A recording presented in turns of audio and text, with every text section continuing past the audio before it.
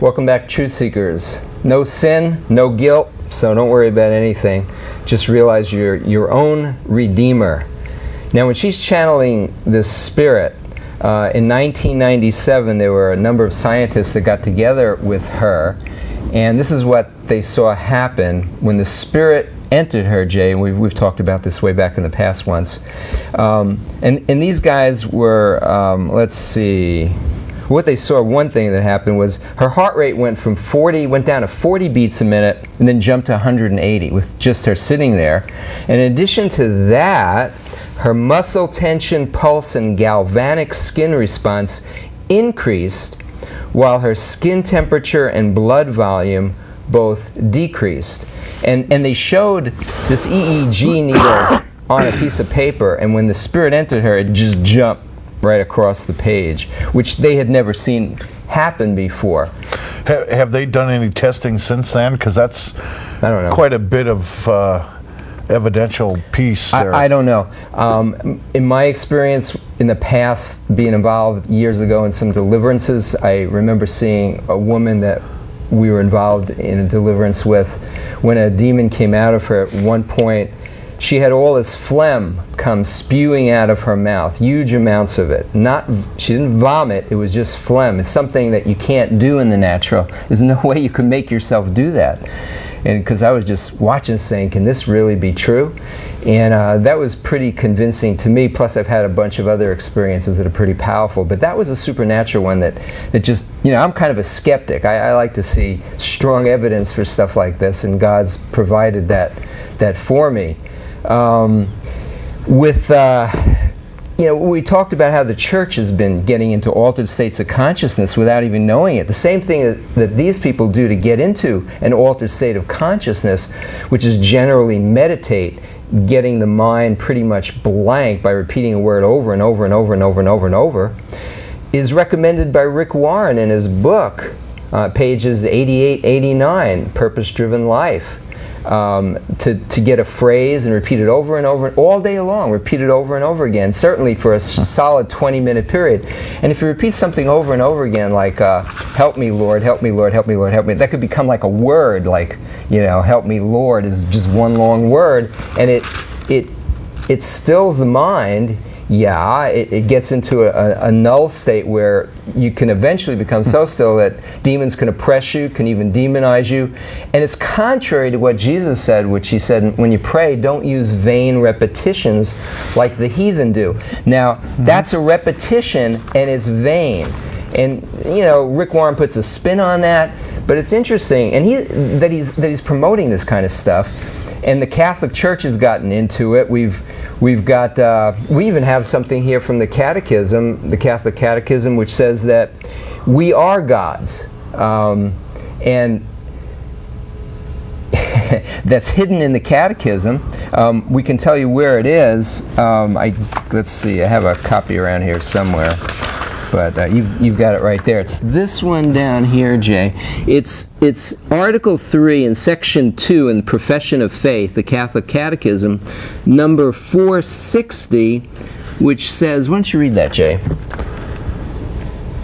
Okay, for this is why the Word became man, and the Son of God became the Son of Man, so that by entering into communion with the Word, and thus receiving the divine sonship, might become a son of God. For the Son of God became man, so that we might become God.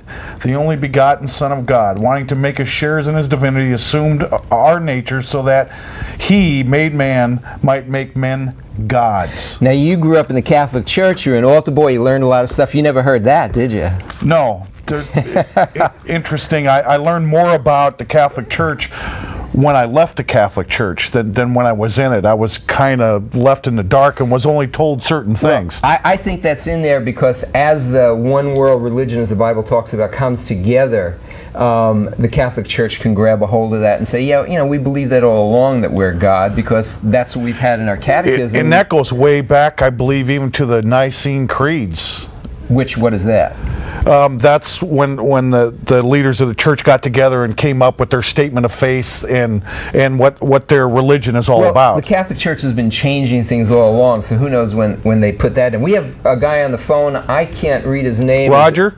Yes. Roger, hi. Hi, Roger. Well, I was just impressed. I just turned that on, and I happened to see that a woman there that I was very impressed about what she was saying. I've studied the teachings of Krishnamurti, teachings of Christ, Buddha, and all of that, and what she's saying in the active present, when you are living in the active present, that's when people are empowered. And I have witnessed that in, as I said, in Krishnamurti and in so many historical people, and that is the essence of compassion and love and all in the active present. People think it's a thought. No, thought is thought. But if you are living in the active present, then there is no fear, there's no judgment, there is just observation. Roger, let me ask you something. Yes. Would you agree with her and Oprah that we all have the potential to become Christ consciousnesses? Absolutely. Christ just means that's what it is. It is the ability to be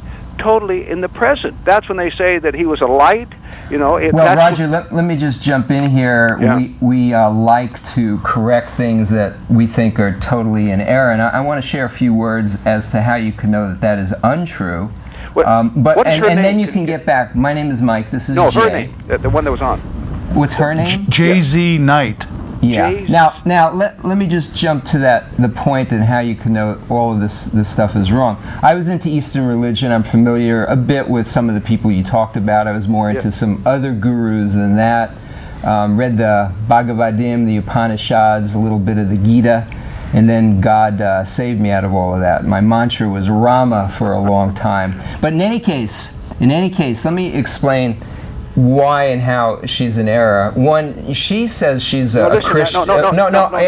We're gonna have to shut you off for a minute because I really want to share this, because we've heard a lot in prior programs from people who have the same viewpoint as you, but we want to just let people know what we feel is the truth, and then if you have stronger evidence that can outweigh the evidence we have, because we believe God's given us a mind to use and to think, and so. With that, we know that the scripture, as Jay was saying earlier, God tells the future 100% accurately. He says that no one else can do. And he's told the future in the Dead Sea Scrolls about Israel being scattered throughout the earth, becoming a nation again. And after it becomes a nation again, after a long time, when people, for a long time, Jews are scattered throughout the earth, they're going to be killed. Jerusalem's going to be destroyed. They're going to be killed. Their life is going to hang in the balance in all these countries they're going to go to. And after they come back as a nation again, way in the future, there's going to Iran, Persia is going to be a country allied against Israel, with countries north to the uttermost north of the Black Sea, it mentions Rosh, which is Russia, Meshech, Moscow. Roger didn't want to wait for this. He wanted to get his points in for Eastern religion. That's okay. He can call back if he'd like. But in any case, and he's not going to have a response to this. The response being that, again, God can tell the future 100% accurately. These spirits can't. That's the most powerful thing, and there are many other things archaeologically as well to prove that this word is true, and that the people who hung out with Jesus, Peter, John, Matthew, Mark, isn't it more likely they would know what Jesus said, those who were with him, and they were willing to die and give up their lives? We know that in 64 AD, right around there, Nero had strings of Christians crucified on stakes around Rome and made them scapegoats. And and they were, historically, we know, that was just 30-something years after Jesus was crucified. Lots of people around who have seen all these things that they were willing to go to their death for, in saying that they saw Jesus heal all the lepers, the blind people, the lame, raise the dead. You don't go to your deathbed lying about God. Generally, you lie about what you think you've seen. These people saw people raised from the dead, people blind from birth get their sight back. Rose, good evening, and what would you like to share with us? Oh, hi. Hi. I so enjoy your program. You guys are I'm a Christian. I'm a believer in Jesus Christ, and you guys are covering the Oprah Winfrey thing and Jay-Z night tonight. Yeah,